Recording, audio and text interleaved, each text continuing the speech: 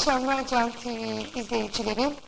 Bugün özel bir programın birlikte sunmanın mutluluğunu ve onurunu yaşıyoruz. Bugün kadınlara özel bir gün. Malum biliyorsunuz dün 25 Kasım kadına yönelik şiddetin ortadan kaldırılması için Uluslararası Mücadele Günü'ydü. Biz hem bugünün önemine parmak basmak için hem de önemini vurgulamak adına bugünü özel bir gün olarak ve kadınlarla bu konuları tartışıp kadının şiddete maruz kalma durumlarını neden kadın diye, neden kadınlar bu kadar zayıf mı ifadelerini kullanmadan bugünü özel bir program olarak hazırladık ve yanımdan çok değerli misafirlerimiz Sayın Yüksel Acar hanımefendi, hoş geldiniz. Sayın Serap Yiğit hanımefendi, siz de hoş geldiniz. Bu değerli hanımlarla beraber, kadınlarımızla beraber, özel kadınlarımızla beraber özel bir program olacağına inanıyoruz. Ve şöyle söyleyeyim, 25 Kasım kadına yönelik şiddetin ortadan kaldırılması için Uluslararası Mücadele Günü olarak kabul edilmişti dün. Belki de bize en yakın şey ölüm. Fakat beni korkutmuyor. Haklı olan her şey için savaşmaya devam edeceğiz diyor Maria Teresa Maribel. Yine bunca acıyla dolu ülkemiz için yapılacak her şeyi yapmak bir mutluluk kaynağı. Kollarını kavuşturup oturmak ise çok üzücü diyor Minevra Henrietta Mirabel. Yine çocuklarımızın bu yoz ve zalim sistemde yetişmesine izin vermeyeceğiz. Bu sistemle karşı savaşmak zorundayız. Ben kendi adıma her şeyimi vermeye hazırım.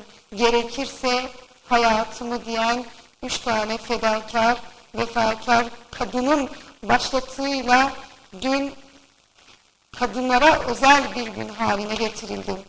Bunun söylediği tarih 1924. Dünden bugüne 2014 yılındayız. Kadın neredeydi? Ne oldu? Şimdi 25 Kasım 1960 tarihinde 3 kız kardeş ve onların ölümüyle sonuçlanan ve neticesinde 24 Kasım'ın ortaya çıkmasına vesile olan bu kazanlara geçmeden önce ben misafirlerime hoş geldin diyorum tekrardan ve Sayın Yüksel Acar hanımefendi. Siz Büyükşehir Belediyesi Kadın Politikaları Daire Başkanlığı yürütüyorsunuz. Aslında ben sizi tanıtmak isterdim ama ben sizi ne kadar da tanıtırsam tanıtayım, en iyi tanıtım kişinin kendini tanıtmasıdır. Dolayısıyla ben size kısaca izleyicilerimize kendi ağzınıza bir tanıtmak istiyorum. Buyurun lütfen.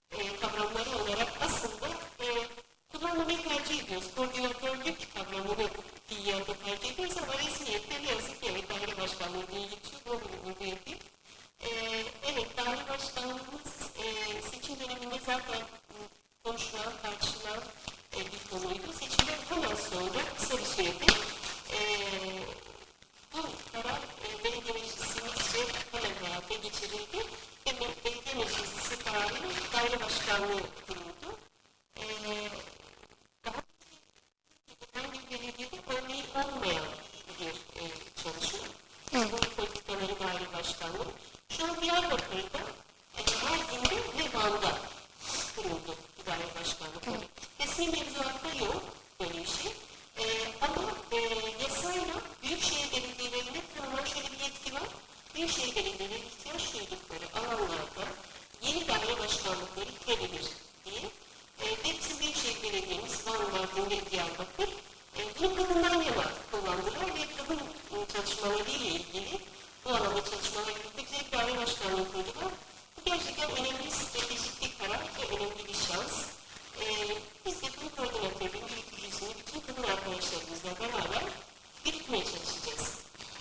teşekkür ediyorum. Hem size hem de bu koordinatör ekibini kurmakta öncülük eden belediye başkanımıza da bu anlamda çok teşekkür ediyoruz.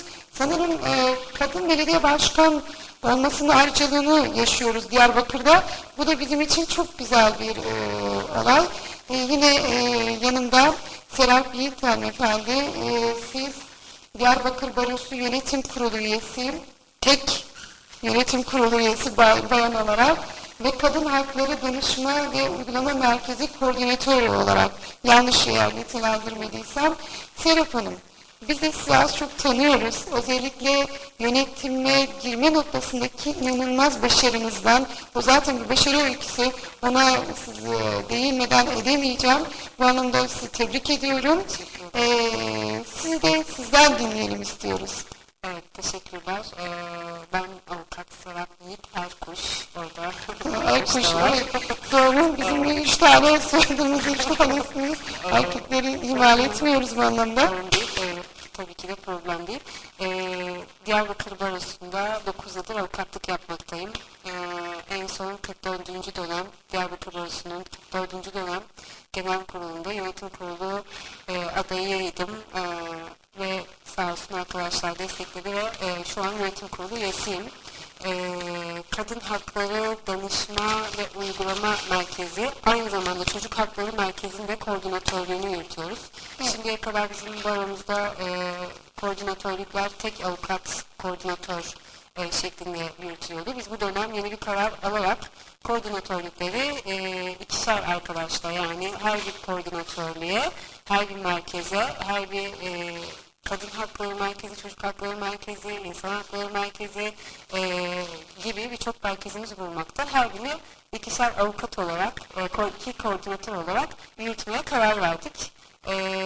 Bu şekilde şimdilik yönetimde etkin çalışmalara başladık diyebiliriz. Bir ay oldu ve bir ay içerisinde hepimiz heyecanlı ve istekliyiz. Ciddi çalışmalar yapacağımız inancını da hala koruyoruz. Ben bir kadın eli değdikten sonra aşılmayacak hiçbir şeyin olmayacağını inanıyorum ve başarılı olacağınıza da inanıyorum. Çünkü gayretli çalışmalarınızı yakından takip ediyoruz. O zaman ben hemen size bir soru sorayım. Bunun akabinde şöyle söyleyeyim. 25 Kasım deyince aklımıza ne geliyor? Evet. Şimdi siz bir işte kısaca çok güzel vurgular yaparak Miyabel kardeşlerinin sözlerinden esinlenerek çok güzel bence giriş yaptınız. Bu anlamda kısaca bir tarihe değinmek gerekirse 1960 yılında, 25 Kasım 1960 yılında Latin Amerika'da Trujillo diktatörlüğüne karşı mücadele veren Miyabel kardeşlerin diktatörlüğün askerleri tarafından tecavüz edildikten sonra vahşice katledilmesi nedeniyle tüm dünyada kadına yönelik şiddete karşı Uluslararası Dayanışma ve Mücadele Günü olarak kabul edilmiş. Bu anlamda insanlığın haklı mücadelesinde Miyabel kardeşler kelebekler olarak adlandırılmış ve Türkiye'de de 25 Kasım kadına yönelik şiddetin kınandığı bir gün haline gelmiştir. Bu şekilde biz de 25 Kasım gün itibariyle baromuz adına basın açıklamasında bulunduk. 25 Kasım'ın kadına yönelik şiddette tarihini göz önünde bulundurarak dünyada ve Türkiye'deki tüm şiddet oranlarının artması göz önünde bulunarak etkin, kalıcı ve uzun vadeli çalışmalar yapılması gerektiği yönde vurgularda bulunduk. Bu şekilde kısaca belirtebiliriz. Çok teşekkür ediyorum. Yüksel Hanım, siz kadın politikaları koordinatörü, daire başkanlığı dediniz. Dolayısıyla neden kadın politikaları? Şimdi diğer belediyelere baktığımızda böyle tür uygulamaları pek rastlanmıyor. Ben bu birimin biraz yaptığı çalışmalardan özellikle kadına yönelik olduğu için çok dikkatimi çekiyor ve izleyicilerimiz de en azından bu kadın politikaları daire başkanlığı nedir, içeriği nelerdir, hangi birimler? Bildiğim kadarıyla size bağlı birkaç birim de var. İşte Dikkasyum Şube Müdürlüğü, Kadın Ekonomisini Güçlendirme Şube Müdürlüğü, Kadına Yönelik Şiddetle Mücadele, özellikle altını çiziyorum, Kadına Yönelik Şiddetle Mücadele. Bu birimden biraz kısaca bahsedersek. Aslında ben onlardan bahsedeyim ama ondan önce birazcık kadın politikaları daire başkanlığı neyi hedefliyoruz? Evet. Neden böyle bir birim? Hangi amaçla kuruldu? Onu kısaca bir açayım, ondan sonra bu bilim çalışmalarını detaylandırabiliriz. Biz kadın erkeğin eşit olduğuna inanıyoruz. Onu özellikle önce bir vurgu yapayım. Kadının kadınla değil, erkeğin erkekle eşitliği değil, kadın ve erkeğin eşit olduğunu. Ve bu eşitliği yaşamın her alanında yaşatmak, hayata geçirmek bizim için çok önemli. Toplumsal cinsiyet eşitliği perspektifi gerçekten bütün kadın mücadelesi yürüten kurumlar tarafından çok önemsenen bir kavram. Ve biz toplumsal cinsiyet eşitliği anlayışını hem kurumsal yapımızda hem de toplumsal yapının tümünde hayat bulmasını hedefliyoruz. Toplumsal cinsiyet eşitliği kurumsal toplumsal yapının dönüşmesinde önemli bir kavram çünkü. Kadının sosyal, siyasal, eğitim, sağlık, kültür, ekonomi, aklınıza gelebilecek her alanda kadının var olması, kadının görünür olması, kadının kadın duyarlılığı, kadın erkek eşitliği duyarlılığının o alanların tümünde yaşam bulması gerçekten çok önemli ve biz bunun yaşam bulması için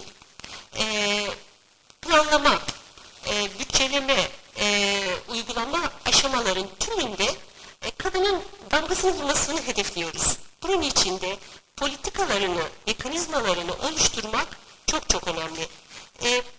Bu amaçla esas böyle bir birim ihtiyacı duyduk. Toplumsal cinsiyet eşitliğini yaşamın her alanında yaşam bulmasını sağlamak. Bu çok önemli bir vurgu. Bunu özellikle böyle defalarca vurguluyorum. Bu amaçla kuruldu. Ve daha önce Dikas'ın bünyesinde çalışmalar yürütülüyordu ve Kadın ve Aile Şube Müdürlüğü diye geçiyordu kadın çalışmaları. Hemen şuradan bir karşılaştırma da yapmak istiyorum aslında. Daha önce biliyorsunuz kadından sorumlu